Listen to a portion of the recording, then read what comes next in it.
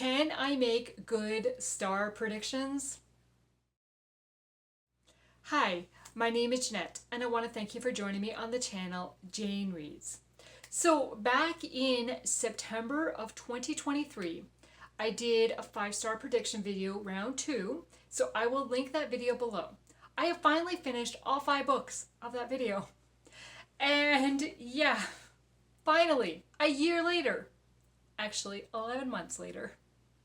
So I'm just going to go through those books and tell you, did I predict well or did I suck at my predictions?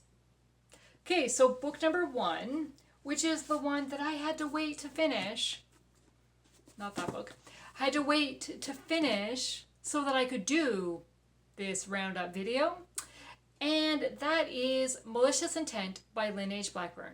This is book number 2 of the Defend and Protect series, and I read it in August. Finally! And I gave it 4.5 stars. So it's rounded up to 5 on Goodreads. However, it was not my favorite of the series. Book 1 was my favorite of the series. But it was really good. So this book is included in my August wrap-up because I just talked about it. I just read it. Okay, now the other 4 books in that 5-star prediction video, I actually read in 2023. So it was just this one that took me 6 months after the end, 8 months. Wow. Oops. Let's try to do the next round a little bit quicker. Okay, so book number 2 in that video was Trial and Error by Robert Whitlow. This one we are following Buddy Smith, who is a lawyer, and he is trying to reunite lost children with their parents. Or adopted children. Taken children? Tracking down missing children. And this one was a 5-star. I had this as an advanced reader copy when I read it back in October of last year. And as you can see, I purchased a physical copy because I loved it. I would totally reread this one. Okay, then book number 3 is Love on Ice by Carolyn Miller. This is book number 2 of the original 6 hockey series. It's a contemporary romance, and we are following a short track skater and hockey player who I want to say plays for Boston, but now I'm wondering. I read this one back in December, and while it was not a 5 stars, it was 4 stars for me, and it was high on edge. I felt the speed track skating in particular, I could easily picture what was being described and felt like I was in Holly's position and going through the motions with her. And yeah, it was intense in that side of it. I just wasn't a big fan of the relationship the whole way through. I really liked them together, but there was things about it that just kind of irked me a little bit.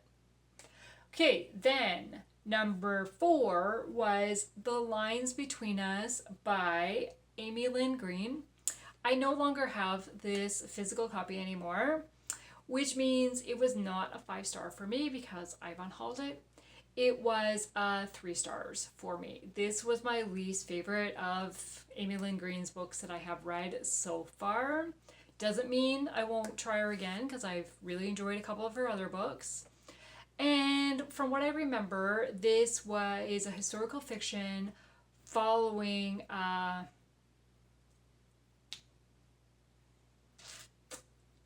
why have I just lost the name? A guy who did not want to fight in the war and went... A defector? No, I don't think that's the word. I have no idea. I do not remember. But they ended up fighting forest fires in the northern states. And yeah, I just didn't connect with it the same that I have with other books, and I really wanted to connect with the characters. Okay, then the last book was Hope Between the Pages by Pepper Basham. This is historical fiction. Well, it's a dual timeline, really. We are following Sadie. It only talks about Clara.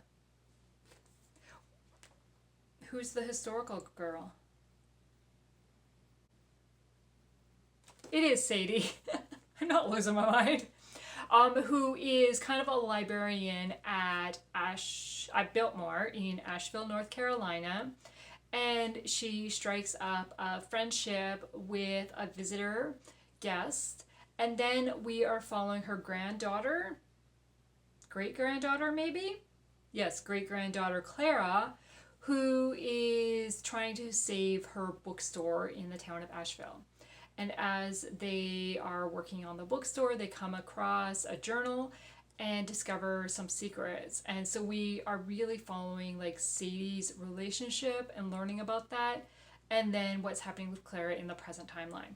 Well, I really enjoyed the historical aspect and I loved following Sadie's story.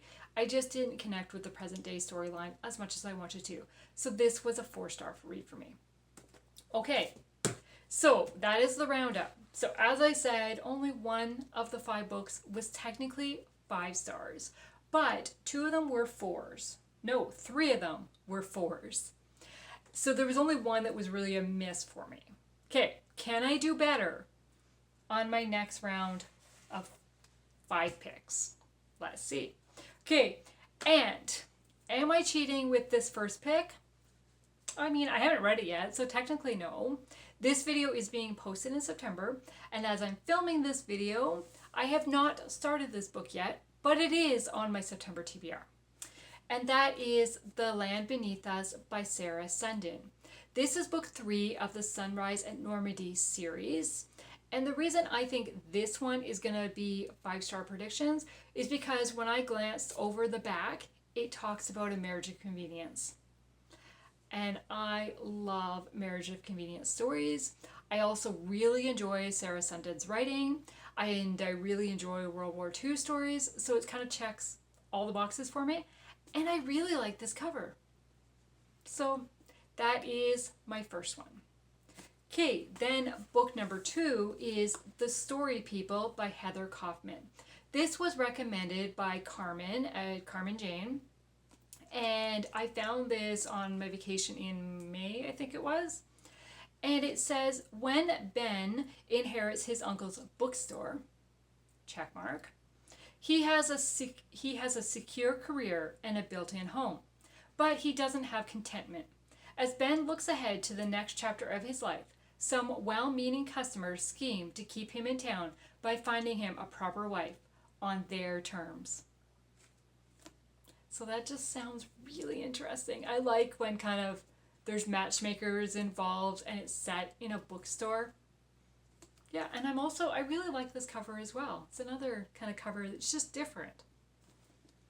Okay, then we've got The Edge of Belonging by Amanda Cox. This is a dual timeline story. And it says, when Ivy Rose returns to her hometown to oversee her late grandmother's estate sale, she soon discovers that the woman left behind more than trinkets and photo frames. She provided a path to the truth behind Ivy's adoption. Shocked, Ivy seeks clues to her past, but a key piece to the mystery is missing. And then, 24 years earlier, Harvey James finds an abandoned newborn who gives him a sense of human connection for the first time in his life. His desire to care for the baby runs up against the stark fact that he is homeless.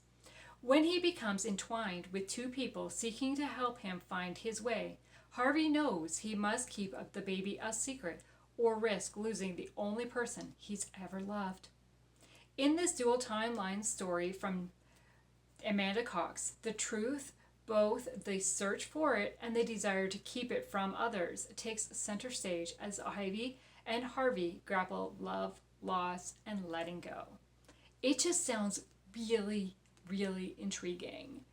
And kind of, is Ivy that baby that Harvey was trying to hold on to and care for even though he had his own struggles? I kind of assume so, but I mean, I don't know. I haven't read it. I have read The Secret Keep. Is that what it was called? Where's my Amanda Cox book?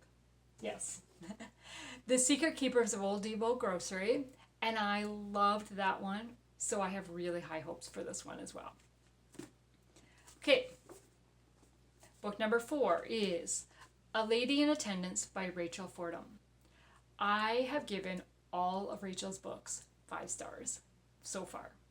So I was like, it definitely has to add a Rachel Fordham book to this list. And I only have 2 left to read, this one and one other. And it says, 5 years in a New York State reformatory have left a blemish on Hazel's real name. So when she takes a job as Dr. Gilbert Watt's lady in attendance in 1898, she does so under an alias. In the presence of her quiet employer, Hazel finds more than an income. She finds a friend and a hope that if she can set her tarnished past in order, she might have a future after all. That's all I'm going to read.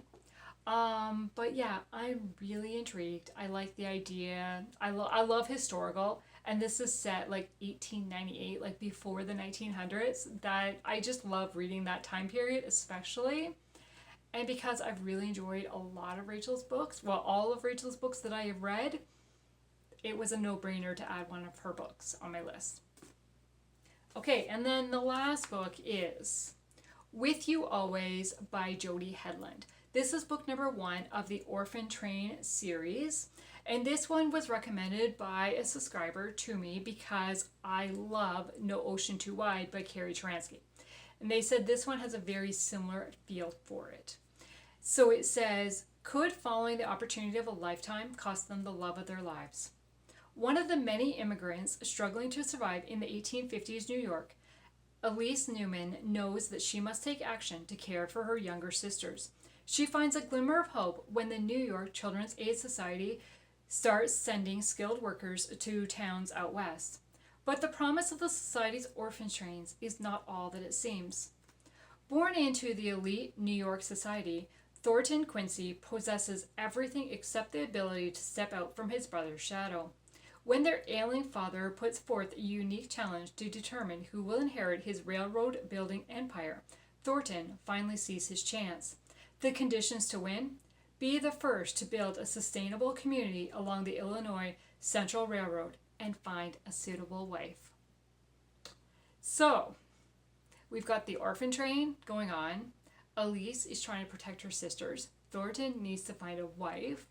So is Elise and Thornton going to get together?